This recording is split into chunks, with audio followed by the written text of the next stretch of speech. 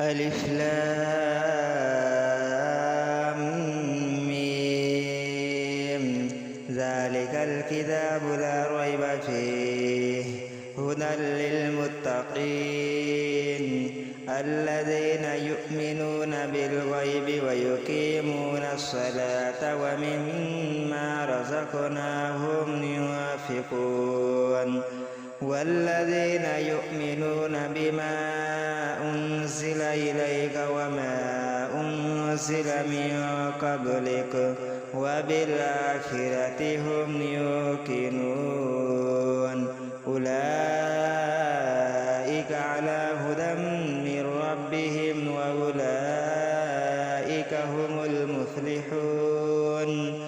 إن الذين كفروا سواء عليهم أأنذرتهم أم لم تنذرهم لا يؤمنون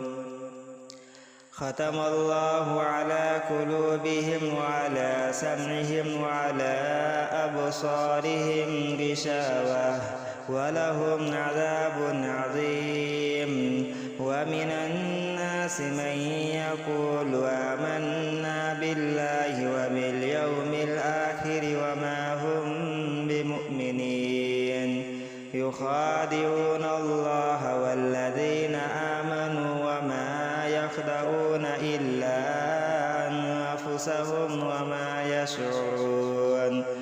في قلوبهم مرض فزادهم الله مرضا ولهم عذاب عليم بما كانوا يكذبون وإذا قيل لهم لا تفسدوا في الأرض قالوا إنما نحن مصلحون ألا إنهم هم المفسدون ولكن لا يشعرون وإذا قيل لهم آمنوا كما آمن الناس قالوا أنؤمن كما آمن السفهاء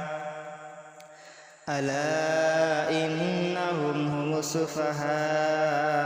ولكن لا يعلمون وإذا لقوا الذين آمنوا قالوا آمنا وإذا خلوا إلى شياطينهم قالوا إنا معكم إنما نحن مستهزئون الله